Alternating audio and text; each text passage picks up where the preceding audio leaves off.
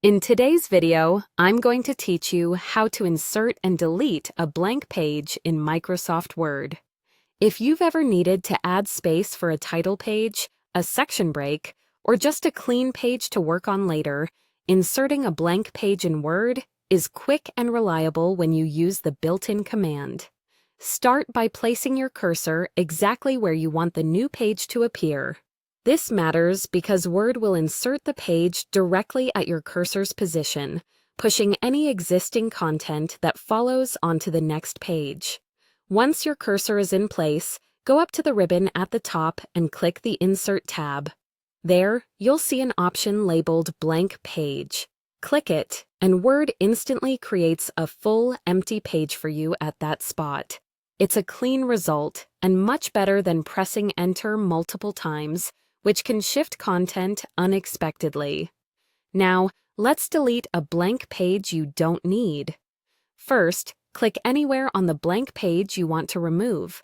It doesn't matter where, as long as your cursor is somewhere on that page. Next, press Ctrl+G on your keyboard to open the Go To dialog box. In the list labeled Go to What, select Page. In the Enter Page Number box, type /page. This special command tells Word to select the entire current page. Click Go To, and then click Close to return to the document with the page fully selected. You should see that everything on that page, blank space, and any invisible markers, has been highlighted. Now press the Backspace key on your keyboard.